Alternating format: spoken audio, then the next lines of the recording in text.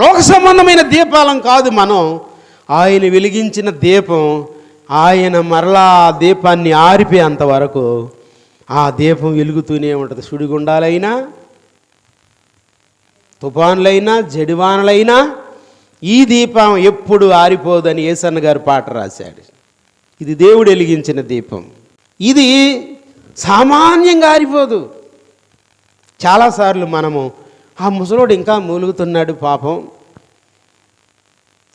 సావు బ్రతుకుల మధ్యలో ఉంది అంటే చాలామంది ఈ పిండం గట్టిదే నాకు అంటారు. అంటే అంత అడ్డగోలుగా పోయే ప్రాణం ఇది కాదు. ఈ రాత్రి నేను చెప్తున్నా, నీకు నెమ్మది కావాలా, సుఖము కావాలా, రావలసిన సమయంలో మందిరానికి రా, చేయవలసిన భక్తి చేయి.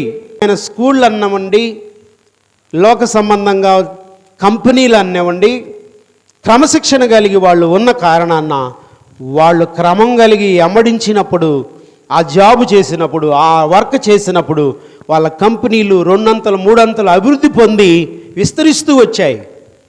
నీ భక్తి కూడా నీవు విస్తరిస్తూ, నీవు వర్ధిల్లుతూ, నువ్వు ఉన్నతమైన మెట్లోనికి, ఈ సంవత్సరం ఉన్న నీరసం, ఈ సంవత్సరం ఉన్న ఆర్థిక ఇబ్బంది, ఈ సంవత్సరం ఉన్న అప్పు, ఈ సంవత్సరం ఉన్న అనారోగ్యం, ఈ సంవత్సరం ఉన్న దరిద్రత, ఇంకా వచ్చే సంవత్సరం ఉండకూడదని కదా ఈ సంవత్సరంలోకి మనం వచ్చాం.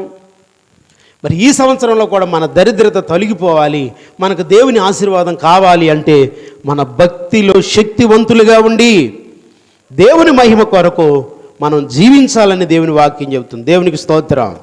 మన దేవుడు ఫలాలు వరాలు అత్యధికమైన అభివృద్ధి పరిచే దేవుడు, జీవపు వెలుగు కలిగిన వాడు.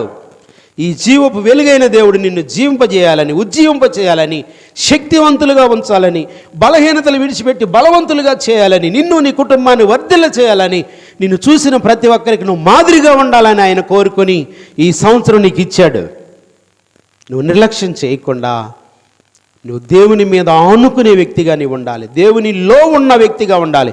దేవునిలో భక్తి కలిగి ఉంటే నెమ్మది సుఖం వస్తుంది అన్నాడు. దేవుని మీద ఆనుకుంటే ఏమొస్తుంది?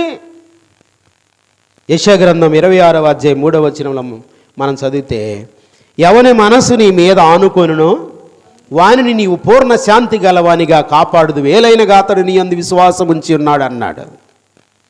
ఈ సంపూర్ణమైన భక్తి నువ్వు చేస్తూ ఉన్నప్పుడు నెమ్మది సుఖం నీకు వస్తుంది. అంత మాత్రమే కాదు, నిరంతరం నువ్వు దేవుని మీద ఆనుకున్నప్పుడు దేవుడు ఏం చేస్తారంట?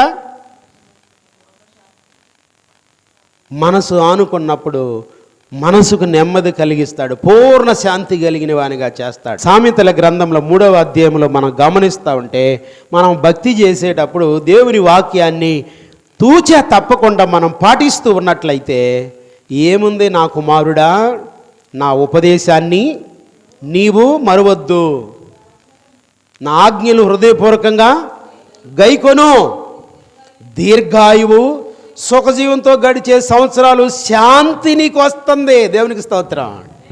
వాక్యాన్ని పాటిస్తే ఏమొస్తుంది? దీర్ఘాయువు వస్తుందంట. డాక్టర్ గారి దగ్గరికి వెళ్ళి 4 రోజులు ఇంకా ఆయుష్ పెంచాయి అంటే ముఖం పగిలిపోద్ది. దేవుడు బ్రతికిస్తే బ్రతుకు, లేకపోతే లేదు అంటాడు. కానీ దేవుడంట ఆయన వాక్యాన్ని పాటించే వారికి దీర్ఘాయువు సుఖజీవంతో గడిచే సంవత్సరాలు శాంతిస్తాడంట. దేవునికి స్తోత్రం. ఈ భక్తిలో ఎంత లాభం ఉందో చూడండి, ఈ భక్తిలో ఎంత శక్తి ఉందో చూడండి. ఈ భక్తిలో దేవునితో నువ్వు కనెక్ట్లో ఉంటే నీకెంత ఆయుష్, ఆరోగ్యం, నెమ్మది ఉందో చూడండి. ఇలాంటి మహాదేవుని పక్షాన మీరుండి సంపూర్ణమైన ఆశీర్వాదాలు మనం పొందుదుముగాక. దేవునికి స్తోత్రం. 2025 సంవత్సరాల నాడు సృష్టికర్త అయిన దేవుడే మనుషుడై పుట్టి మన కొరకు ప్రాణార్పణ చేసింది. ఎందుకంటే మనం అంచెలంచెలుగా అభివృద్ధి పొంది దీవించబడి వర్ధిల్లి ఆయన మహిమ కొరకు మనం జీవించాలని. అంతేగాని ఎక్కడేసేవరా గొంగడే అంటే అక్కడే ఉన్నానో అన్నట్లుగా మన బ్రతుకు దిగజారిన స్థితి మనకు ఉండకూడదని ఆయన కోరుకున్నాడు. మనం ఫలించాలి, మన అభివృద్ధి పొందాలి, మన తండ్రి ఎదుట మనము వర్ధిల్లుతూ ఆయన శక్తిని పొందుకుంటూ ఆయన మహిమ కొరకు జీవిస్తూ మనం అనేకుల్ని వెలిగిస్తూ జీవపు వెలుగు కలిగిన పిల్లలుగా ఈ లోకానికి మనం ఉండాలని ఆయన కోరుకున్నాడు. కాబట్టి నువ్వు ఒక చిన్న తీర్మానం చేసుకో.